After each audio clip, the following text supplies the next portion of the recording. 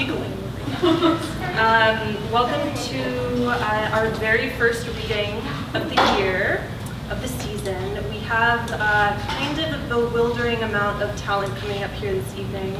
We'll be hearing poems and fiction from Corey Miller and Rebecca Liu, Maya Perez, and Susan Briante. And we're also here to celebrate Susan's new book, The Market Wonders, which is a kind of fascinating case of a poet engaging with a very unpoetic reality, money and the stock market. So I am very happy to have everyone here. We'll get the show on the road and Rebecca will be beginning. So Rebecca is a third-year poet at the Michener Center for Writers. Her recent poems can be found in Boston Review, in Volt, Web Conjunctions, and Gulf Coast. So let's give her a very warm round of applause.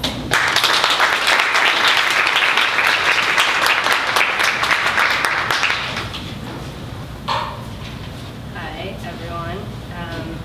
Thank you for coming out, and I'm especially excited to be reading with such fine company. So thank you both for having me here, and thanks to everybody at Bat City for putting this together.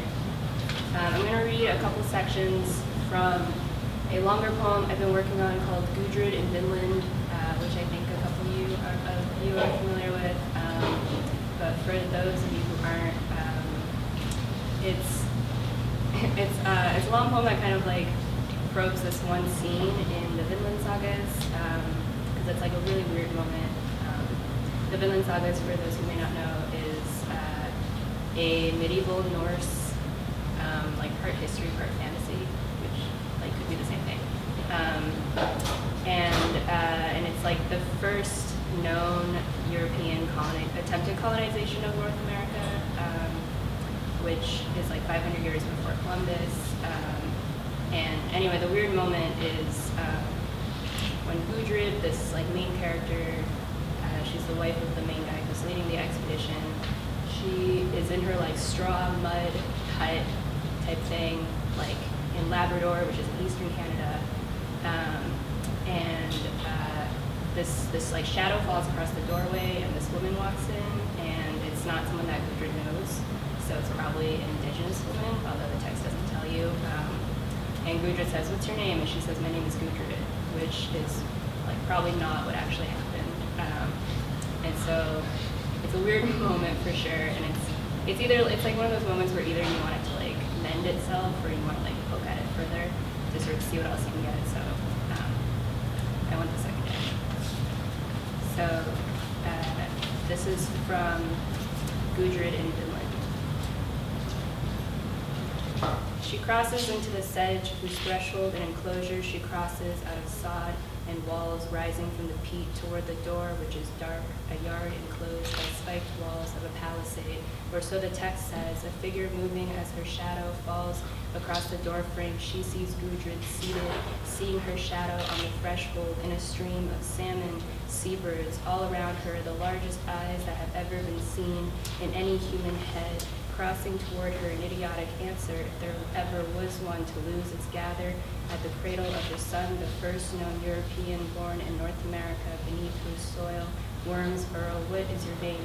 Is the very finitude we define as matter. Hear nothing, my name is Gudrun, the balsam firs, with vines across the depth of a grape. She repeats, my name is Gudrun, that must have been brought from elsewhere. As she motions for her to sit beside her, the butternut does not belong where she crosses and finds, standing over a void, the sheen the skin collects, and habitude, adhering to where Gudrun was not afraid, as though her headband of red cloth itself were a plain, and the sheen like a fish, where a small brook winds through the bog, approaches space, far up the shore on the Labrador seaboard.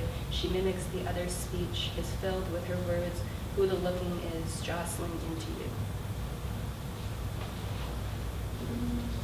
She seems strange to herself behind walls enclosing sky and space, at the threshold on a whetstone thinking softwoods, maples, grapevines in the plenum, in the not yet up and extinguished the way light is produced, as earlier where I had been now moldering the mutable screens, in time estranged, the past an aesthetic impression into how she was to look eerie, as scintillation, as trouble keeping silent within me, a protest against the indecency emerging from the trees, a taking up of one's position pale and chestnut-colored in the Icelandic husk, and half an eggshell on a doorstep stippled, peeling off the dwellings on the narrow terrace 100 meters inland, overlooking the skin the sea is housed in. Was there anger? Was there pride? Was there ever surprise at self-sown wheat across the shadows surrounding where she bore the marks of lying down in a bog over which a river flowed like a rock in the rushing yet, a being into a noun in the nameless thaw, for as long as it takes the blood across the red cloth seeping of its own volition. Then 5 scralings in the airport, before me a traipse of living, the ground an ungatherable within, that a headband of red cloth we shall designate the there is, in the grip of form commenced a fjord of currents dogging them on account of those who already inhabited fear and strife, the size of constellations for what to see, or what did she seem to her to perceive, how I followed after them, a shift under her feet that I should sometimes tense in one's environment as the tacit crosses over to where a small contingent stayed, a different latch of time as an aid to me.